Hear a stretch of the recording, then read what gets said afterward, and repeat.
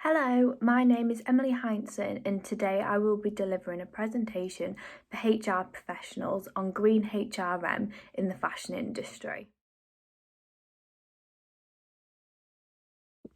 To understand what part HRM can play to help improve the fashion industry and its environmental impact, it is first important to identify the contemporary issues and what organisational impact they are having, and then look at the green implications. So, the average person now buys 60% more items of clothing than they did 15 years ago, with that clothing being kept only half as long. This has led to organisations making cheap clothes and having much higher amounts of stock. So this can be seen with Black Friday. Pretty Little Thing in particular had items discounted by up to 99%, meaning some items of clothing were going for as little as 4p, showing just how far we are from a sustainable future. This has led to unethical supply chains, warehouse spacing to look after all this stock, and rainforest destruction.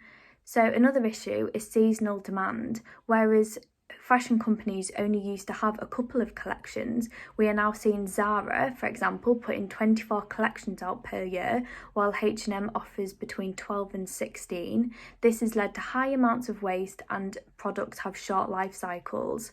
Another issue is COVID-19. Consumers are now buying different types of clothes. So, for example, we've had the loungewear shortage, and companies are moving online and they may not be able to sell clothes after they've been returned due to hygiene reasons.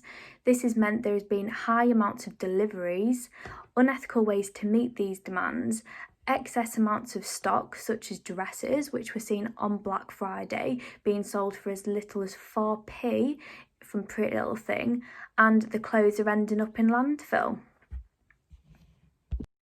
So another issue is that the clothes are often made in developing countries. So while this may be cheaper for the organisation, it also means that there's poor communication as it's harder to monitor in developing countries. So the green implications are that the regulations are less strict, and this leads to fabric waste and the water waste going into rivers that people are using over there.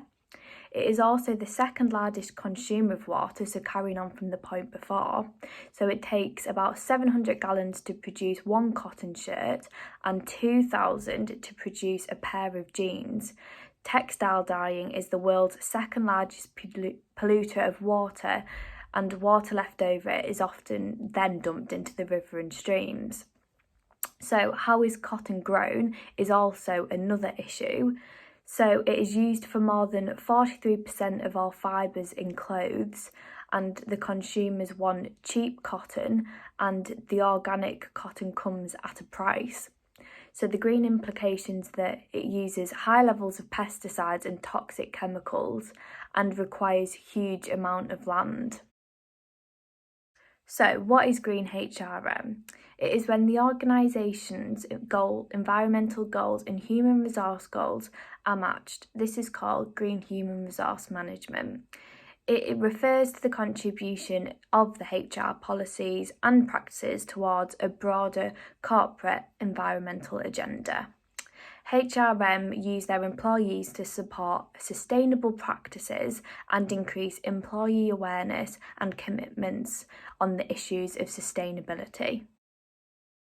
It is important to look at the benefits and what will be achieved from using these strategies. So it promotes an ethical and fair practice, which can motivate consumers to shop there. It increases employee motivation and engagement and confidence. It increases loyalty and productivity, reduce staff turnover, attract quality employees, promote social responsibility, efficient business processes, and improve product and service quality, while also helping at a strategic level. It is also very important to look at the challenges that may arise, because then you can look at your recommendations and how that will help to overcome these challenges. So it's very difficult to alter the behaviour of the employees, and not every employee will be motivated to participate, as they may be set in their ways about their environmental opinions. It requires high investment in the initial stage, so therefore higher management, it may be harder to get them involved with it. Sourcing and recruiting green employees of quality talents may be a struggle, especially in the fashion industry, as they've got to take into consideration the consumer, and that may not match with what the green designer may want to produce. It is also difficult to measure the effectiveness of green HR practices in employee behaviour, and linking with organisational strategy may be an issue. And one of the main issues that may arise is greenwashing.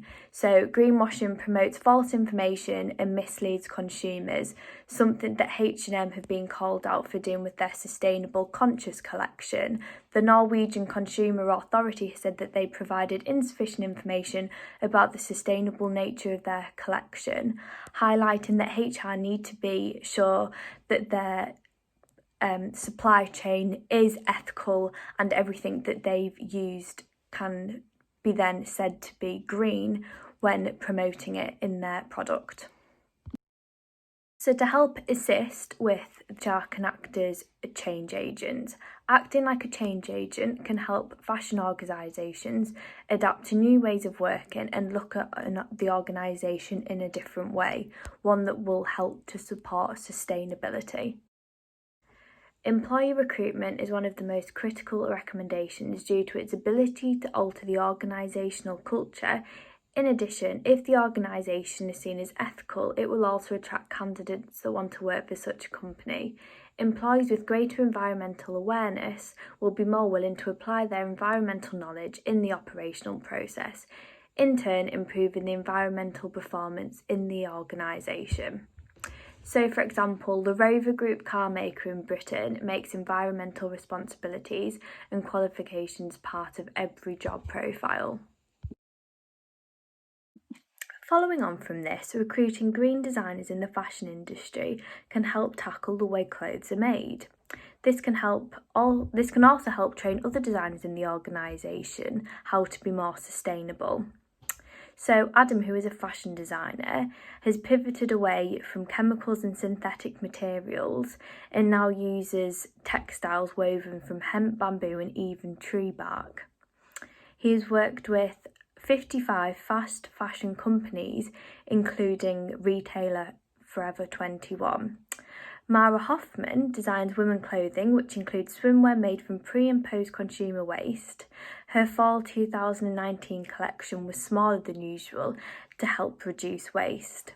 So while these are big names in the green fashion world, organisations who maybe can't afford these kind of green designers can look at recruiting university students who are passionate about the environment. It also has to be mentioned that if HR are represented at the higher level, they are going to have more influence on setting green policies. So it's important management work with HR to get employees on board with the plan.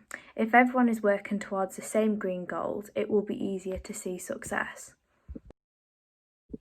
Therefore, to get everyone on board, green training should be used to educate employees and managers on environmental issues in the fashion industry and why it needs to change. This decreases the risk of resistance to change if everyone is environmentally aware. If employees are equipped with the necessary skills, they will be able to perform effectively. The Sustainable Fashion Academy is the first online course in sustainable apparel, with all functions within a company encouraged to participate. So one way which could be used to motivate employees to participate in this new way of working is by using green rewards. These can help engage employees by using sustainable behaviours at work and rewarding them with individual and team prizes for top performers. Pay practices can be aligned with environmental objectives of the firm. So, for example, in the fashion industry, meeting targets such as a number of garments returned for recycling could get employees financial rewards, time off work, gifts, or just praise. It's also important to note that staff have to believe in these practices and understand why they are in place, or else rewards could be a short-term solution. So while there are many ways HR can help change the fashion industry, the long-term goal is to obviously change the mind of the consumers, and that is to fashion that will last. A sustainable fashion is more expensive. The long-term goal should be to change the mindset of the consumers. However, it may be harder for retailers such as Pretty Little Thing, where their consumers are solely after cheap, quick fashion, than fashion companies like H&M, who have already started paving the way for sustainable clothes and have built up a consumer base who are after this type of sustainable fashion. It also has to be noted that while COVID-19 has really put a strain on many businesses, it has also forced brands to see the importance of controlling supply chains. If you don't know where every partner is, it becomes challenging to identify, anticipate and manage risk. Where normal working has been turned on their head, there is an opportunity for HR to experiment with strategies that can help towards creating a green culture.